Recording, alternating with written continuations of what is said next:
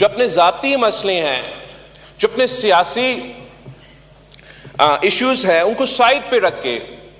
ان کا بنیادی مسئلہ کو ترجیح دیں گے اور مل بیٹھ کے مشورہ کر کے کنسنسس بنا کے ہم ان کے مسائل کا حل پیش کریں گے۔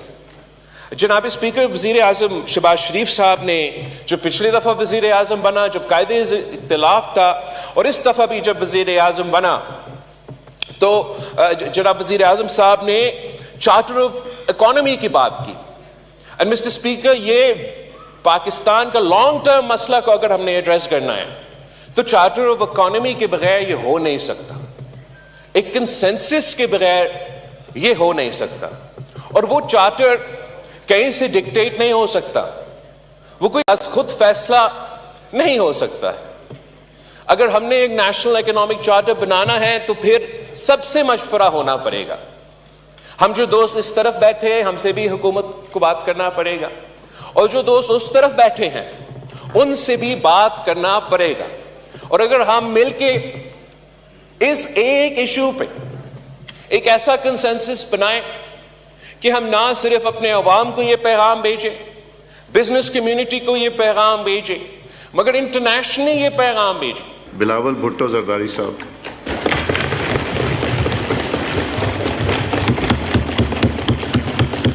بسم اللہ الرحمن الرحیم۔ جناب اسپیکر، آپ کا بہت شکریہ۔ وہ وقت ایک بار پھر آ گیا ہے جو ہر سال ہم پارلیمان میں بیٹھ کے بجٹ پہ نہ صرف بات چیت ہوتا ہے، بجٹ پاس بھی کرتے ہیں، اور اس سے پاکستان کے عوام کے جو بنیادی مسئلہ ہے، جو معاشی بحران ہے، ہمارا کوشش ہوتا ہے کہ ان مسائل کو کم کریں، ان کو مشکلات سے نکالیں۔ ہم سب فروری میں الیکشن لڑ کے آئے ہیں اور جانتے ہیں کہ پاکستان کے عوام کا اصل مسئلہ کیا ہے۔ وہ اصل مسئلہ ہمارے سیاسی بیان بازی یا بیانیہ نہیں ہے، ہمارا پارٹیزن پالیٹکس اور سیاسی اختلافات بھی نہیں ہیں۔ ان کو فکر نہیں ہے کہ کون جیل میں ہے، کون جیل میں تھا اور کون جیل میں جائے گا۔ ان کا اگر کوئی فکر ہے تو وہ بنیادی مسئلہ کا، روٹی کپڑا مکان کا فکر ہے۔ جناب اسپیکر، اگر اس ملک کے عوام کسی سیاسی ایشو سے کوئی دلچسپی ہے تو وہ معاشی مشکلات، معاشی بحران، بڑھتی ہوئی مہنگائی، بے روزگاری اور غربت میں دلچسپی ہے۔ اور وہ جب سیاست کی طرف دیکھتے ہیں، عوام کی طرف دیکھتے ہیں، حکومت کی طرف دیکھتے ہیں یا اپوزیشن کی طرف دیکھتے ہیں، تو ان کا امید یہ ہوتا ہے کہ ہم اپنے جو آپس کے مسئلے ہیں، جو اپنے ذاتی مسئلے ہیں، جو اپنے سیاسی ایشوز ہیں، ان کو سائڈ پہ رکھ کے ان کا بنیادی مسئلہ کو ترجیح دیں گے اور مل بیٹھ کے مشورہ کر کے کنسنسس بنا کے ہم ان کے مسائل کا حل پیش کریں گے۔ جناب اسپیکر، وزیر اعظم شہباز شریف صاحب نے جو پچھلی دفعہ وزیر اعظم بنا جب قائد اختلاف تھا، اور اس دفعہ بھی جب وزیر اعظم بنا تو جناب وزیر اعظم صاحب نے چارٹر آف اکانومی کی بات کی۔ اینڈ مسٹر اسپیکر، یہ پاکستان کا لانگ ٹرم مسئلہ کو اگر ہم نے ایڈریس کرنا ہے تو چارٹر آف اکانومی کے بغیر یہ ہو نہیں سکتا، ایک کنسنسس کے بغیر یہ ہو نہیں سکتا، اور وہ چارٹر کہیں سے ڈکٹیٹ نہیں ہو سکتا، وہ کوئی از خود فیصلہ نہیں ہو سکتا ہے۔ اگر ہم نے ایک نیشنل اکنامک چارٹر بنانا ہے تو پھر سب سے مشورہ ہونا پڑے گا۔ ہم جو دوست اس طرف بیٹھے ہیں، ہم سے بھی حکومت کو بات کرنا پڑے گا، اور جو دوست اس طرف بیٹھے ہیں ان سے بھی بات کرنا پڑے گا، اور اگر ہم مل کے اس ایک ایشو پہ ایک ایسا کنسنسس بنائیں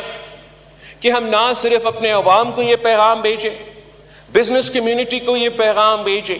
مگر انٹرنیشنلی یہ پیغام بھیجیں کہ پاکستان نے اپنے بنیادی جو معاشی مسئلے ہیں ان کا حل کے لیے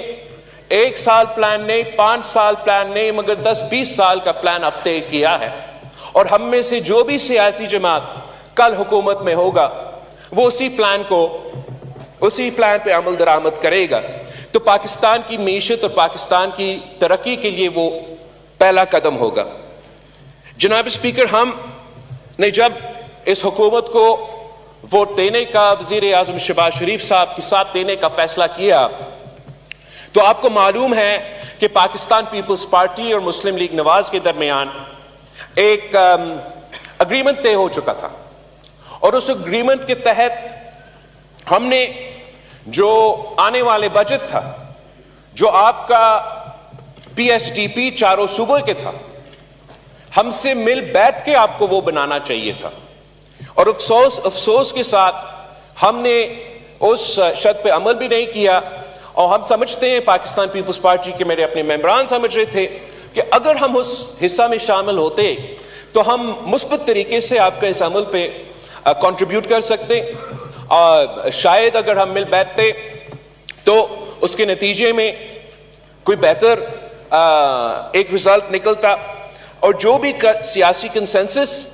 سے بات بنتا ہے اس میں زیادہ طاقت ہوتی۔ لیکن صرف ہم سے یہ بات چیت نہیں ہونا چاہیے تھا جناب اسپیکر۔ میرا تجویز وزیر اعظم صاحب اور وزیر خزانہ کے لیے یہ ہوگا کہ چارٹر آف دی اکانومی اپنی جگہ، ہمارا بجٹ بننے سے پہلے، ہمارا پی ایس ڈی پی بننے سے پہلے آپ کے الائز کے ساتھ بھی، آپ کے اپنے ممبرز کے ساتھ بھی، اور اپوزیشن کو بھی دعوت دیا جائے کہ ہم بیٹھے، آنے والے سال کا بجٹ آ رہا ہے، حکومت کا مجبوریاں یہ ہیں، پاکستان کے عوام کے مسئلے یہ ہیں، آپ کا تجویز کیا ہے؟ جناب اسپیکر، اس قدم سے بہتر ہی ہوتا، کوئی ہم برا تجویز تو آپ نہ مانیں گے، نہ ہم آپ کو دیں گے، اور اس سے جو ہمارے اپوزیشن کے دوست ہیں ان کو کچھ کرنے کو ملے گا، ورنہ وہ ادھر آ کے احتجاج کر کے چلے جاتے ہیں۔ اس میں اگر ہم ان کا انپٹ لیتے، ان کا اوپینین لیتے، ان اوپینینز میں سے کچھ اپنا بجٹ میں شامل کرتے، تو میرا خیال میں سیاسی طور پہ آپ کی جیت ہوتا، اور پاکستان کو معاشی طور پہ بھی ہم بہتر فیصلے لیتے۔ جیسی بھی ہے جناب اسپیکر، پاکستان کے معاشی حالات کسی سے دکی چھپی نہیں ہے، اور چاہے ہم اس طرف بیٹھیں یا اس طرف بیٹھیں،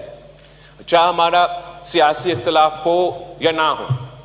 امید ہے کہ ہم سب اس بات کی دعا گو ہے کہ وزیر اعظم صاحب اور ان کی ٹیم اس قدم میں کامیاب ہو، کہ ہم پاکستان کو اس مشکل سے نکالیں۔ اس کے لیے جناب اسپیکر میں ایک دو پازیٹیو باتیں پہ بھی زور دینا چاہوں گا۔ ایک تو میں حکومت کو، ہم سب الیکشن لڑے، اور اس لڑائی میں جو معاشی حالات کے مطابق پاکستان کے عوام کے سب سے بڑا مسئلہ ہمارا سامنے تھا، وہ مہنگائی کا مسئلہ تھا۔ ہم سب جانتے ہیں کہ جب ہم الیکشن لڑ رہے تھے تو ہمیں یہ کہا جاتا تھا کہ 5 سال پہلے معاشی حالات کیا تھے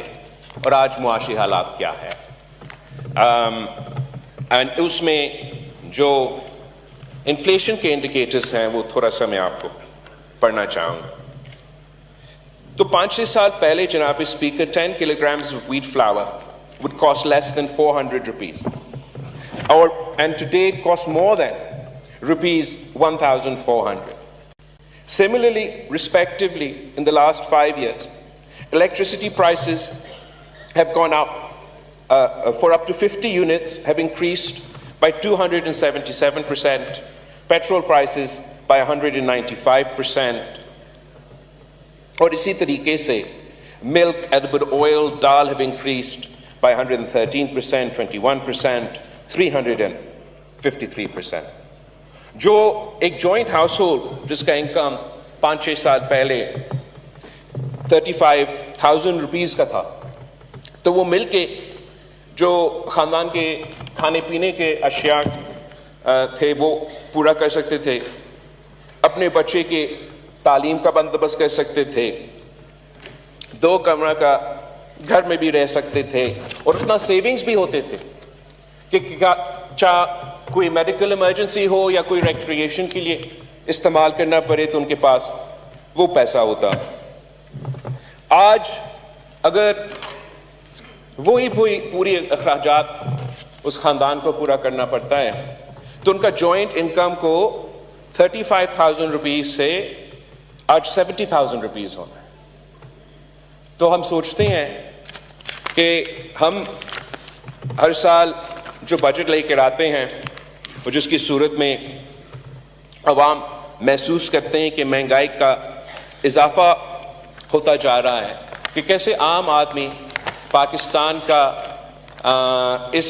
معاشی بوجھ اٹھاتے ہیں. And I like two complement the government کہ ابھی تک جہاں تک اکنامک انڈیکیٹرز ہے اور خاص طور پہ مہنگائی کے بارے میں تھوڑا سا ایک سلائٹ ڈپ آ رہا ہے, اور ہمارا امید ہے کہ حکومت وہ پالیسیز جاری رکھیں گے جس کے نتیجے میں یہ مہنگائی میں کمی آ رہی ہے, اور امید ہے کہ اس مہنگائی کی کمی کو عوام محسوس کریں گے, عام آدمی محسوس کریں گے. اور اگر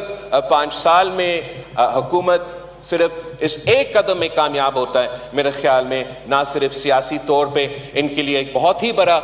کامیابی ہوگا, مگر پاکستان کی عوام کی سب سے بڑا مطالبہ جو ہے وہ مہنگائی کے حوالے سے ایڈریس ہوا ہوگا. جناب اسپیکر, دوسرا جو میں حکومت کا شکریہ کہنا چاہوں گا, اپریشیٹ کرنا چاہوں گا, وہ بے نظیر انکم سپورٹ پروگرام کو جو 27% اضافہ ہوا ہے اس بجٹ میں. اور بے نظیر انکم سپورٹ پروگرام اب نہ صرف ہمارا غربت کا مقابلہ کرنے کے لیے گولڈ سٹینڈرڈ بنا ہوا ہے, مگر انٹرنیشنلی بھی یہ میکنزم, اس کا ٹرانسپیرنسی اور جس طریقے سے ہم نہ صرف غربت کا مقابلہ کرتے ہیں مگر ویمنز امپاورمنٹ کرتے ہیں, یہ انٹرنیشنلی بھی ایک گولڈ سٹینڈرڈ بنا ہوا ہے. مختلف ممالک میں, ایجپٹ سے لے کے دوسرے ممالک میں اسی پروگرام کو انٹرنیشنل سپورٹ کے ساتھ لایا جا رہا ہے تاکہ وہ اپنے غریب ترین عورتوں کو مدد کر سکے. تو میں سمجھتا ہوں کہ یہ پاکستان کا کامیابی ہے کہ ہم ایسا کوئی منصوبہ لے کر آئے ہیں, ویسے جو ہم کہہ سکتے ہیں کہ اس کو پاکستان کے باہر بھی استعمال کیا جا رہا ہے. یہاں تک کہ بھارت میں جو الیکشنز ہوئے ریسنٹلی, جو وہاں کا اپوزیشن کا منشور تھا, اس میں بھی بے نظیر انکم سپورٹ کی طرح ایک منصوبہ پیش کیا گیا.